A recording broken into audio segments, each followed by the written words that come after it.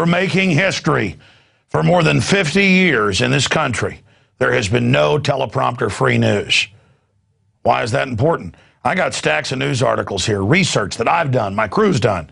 I'm here, a man with the information, with the crew, with the reporters, bringing you our analysis, citizen analysis, totally slanted and proud of it. Slanted towards private property, individual freedom, a wild, wild west worldwide. In fact, we want to take 1776, not just worldwide, but galaxy-wide. That's what we're into. Freedom and more of it still. Well, this is no holds barred. We're going to be here for a long time tonight, but it's going to move fast. We have got Max Keiser joining us with a big, extensive interview on a host of issues we're going to be talking to him about. You name it, it's coming up. All those bank fees that are piling up in the cashless society slave grid. I'm also going to break some of that down coming up before he joins us. We've got that stock trader, Alessio Rastani, who made all the big news saying that Goldman Sachs rules the world. He's going to be joining us coming up tonight. But first, let's get to the news and a bunch of special reports we have coming up tonight. We've got an autistic child and his father we talked to it in the Fed in Dallas. That's coming up. We've got a report on the bizarre, very dark, kind of snuff filmish murals that are all over the Denver airport. We've sent our reporters there. You keep asking us about it for years. We've been there. We tried to contact the artist to get answers. That's coming up. It's a jam-packed transmission. I mean, I got to say it. It was supposed to be a 30-minute show, and we've got stations and people already wanting to pick it up, but I'm sorry, it's just going to have to stay prisonplanet.tv for a while because we're bringing a lot to the game. We want to stay on the field. Kind of like that song where he's racing, he's plotting the course, he's racing, riding on his horse. He's going the distance. He's going for speed.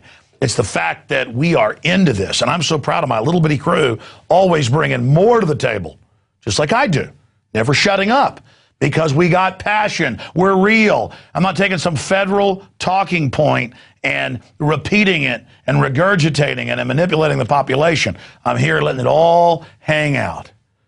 Weeknights, 7 o'clock. And it's your subscriptions to prisonplanet.tv where you see it first at 7 p.m. and everything else is at prisonplanet.tv that funds it virally then spilling like a virus busting open a cell and billions of more viruses of liberty spreading out into the system-wide system. It is you that's scaring the establishment. Make no mistake. We're just the tip of the spear. All right, let's go ahead and get into the news. You know, it came out today that VeriSign, this has been the internet kill switch plan all along. It's not going to be total internet kill. It's going to be selective. We've already seen the Justice Department, same folks that ship guns into Mexico, cocaine back in. Oh, yeah, they've been caught. Fast and Furious goes really deep.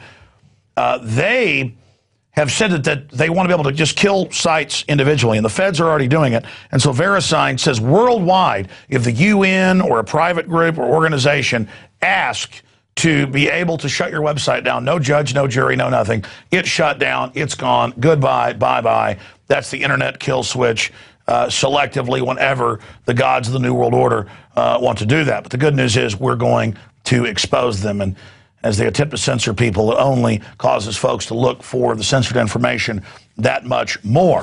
You see, freedom has a posse. Liberty's infective. And it's only when you bullies get out of control that good people go ahead and stand up and stomp your ass. I'm sorry, just thought I'd add that. But this whole VeriSign situation and the internet kill switch and the cybersecurity takeover system, that's only one small piece of the larger system. So that's what I want to talk about with you tonight, right now, is just a snapshot, and we'll do further pieces on this in the future, of what the cashless society means to our culture and to our society. When everything is cashless, when everything is digital, it allows them to surveil what you're doing, track what you're doing, but also tax you, and also increase prices on things that they know people absolutely want and are demanding.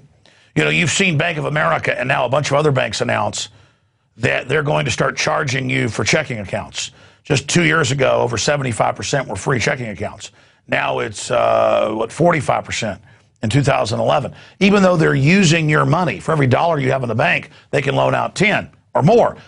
The big bankers don't need that anymore because they've got the tens of trillions of your taxpayer bailout money that they're going to loan you at interest. They don't need your money in the bank anymore. That's why Bank of America, Wells Fargo, and others are laying off customer service people. Service sector.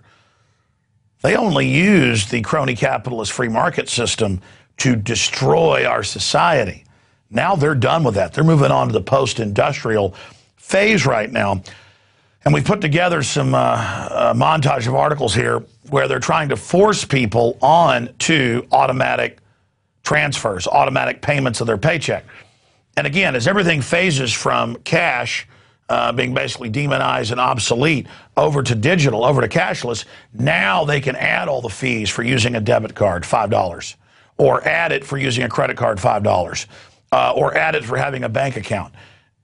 And this is a system where there's no underground market, there's no basic freedom, there's no anonymity or privacy. It's total and complete control over the whole society. And guess who is pushing the banker dream? Herman Cain. I learned, we'll pause it right there for now, I learned 16 years ago that the Federal Reserve had a plan and was promoting through Federal Reserve pitchmen and economists to have a sales tax and a VAT on top of an income tax. And then they had Herman Cain, former head of the Federal Reserve, one of their spokesmen out of Kansas City, promoted for years. And they had Neil Bortz promoted, but always promised we'll get rid of the income tax too. Well, now they've admitted they're going to come in with two new taxes, VAT and sales tax. Same thing the European Central Bank, owned by the same private bankers that our Federal Reserve is, are now bringing in. This is a pure austerity tax paid directly to the bankers. Remember, they started the income tax in 1913 only for the top 1%. They used that 99 versus the 1% propaganda again. But then by World War II, it was the automatic withholding, but it was only a temporary war tax. But it wasn't temporary. And once they cut the income tax down to 9%, then they could jack it up later. They could jack up the VAT, they could jack up the sales tax. But more importantly, a federal surveillance over all manufacturing, all value added. I mean, in England, it's over 20% now. In Europe, same thing. They're just wanting to raise it now in Europe. That gives full federal surveillance over every transaction. You think the IRS is bad now, having to fill out forms once a week and all the loopholes and garbage? And then there's a sales tax over every transaction. They're saying the poor will be exempt. So you've got to swipe a card when you buy, tracking what you did. I mean, can you imagine the nightmare of bureaucracy? How about we get rid of the income tax that we didn't have until 1913?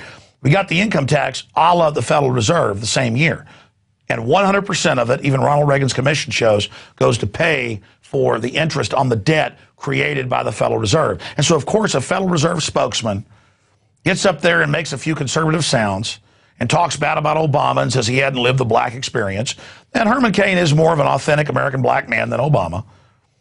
But the point is that even though Herman Cain doesn't have a Ivy League mystique to him, he has a very charismatic, kind of black, good old boy mystique to him, kind of like a Ross Perot.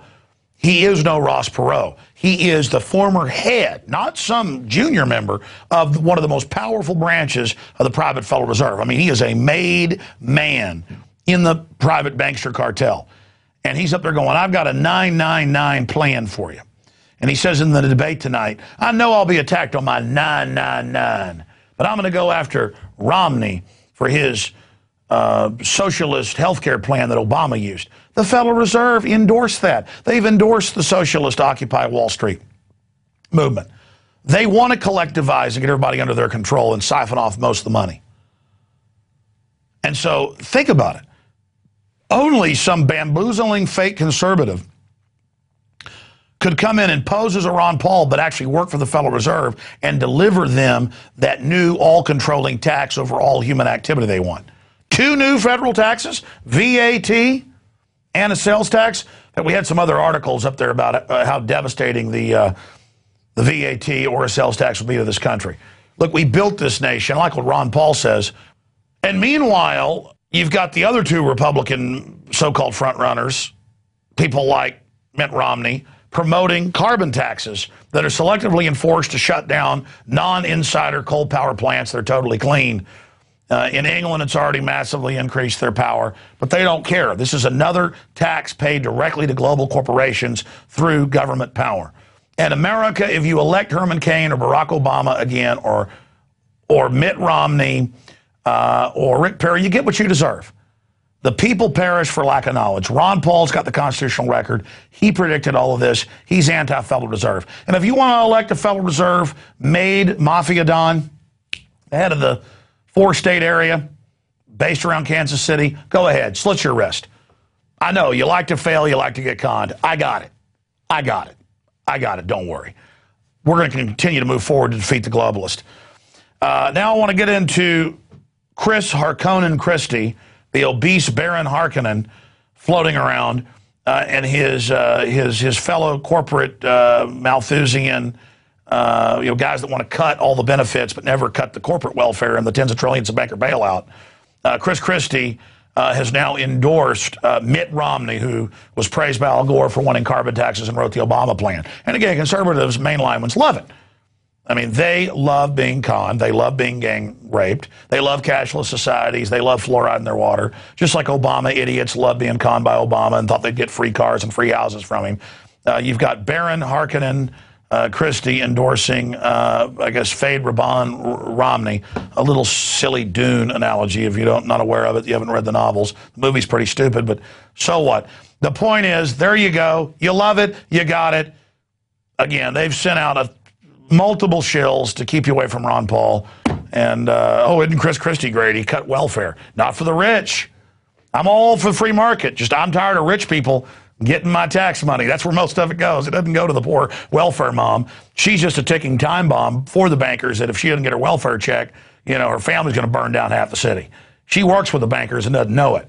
I'd rather her be free and not be on the plantation. But, again, fat ass, excuse me, that piece of trash, Christie, and that piece of trash, Romney, they got better plans for America.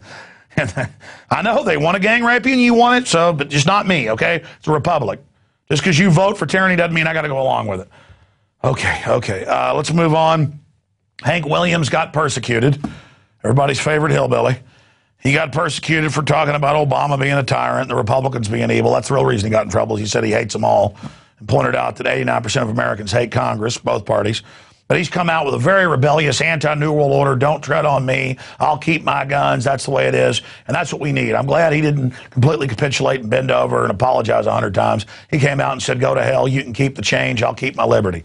So we salute Hank Williams Jr. And moving on along here, as they would say, I want to get to the Occupy Wall Street people. We have now confirmed in multiple videos, and Matt Medina in San Antonio and Adam Kokesh in D.C., the Democrats have now taken it over. George Soros is now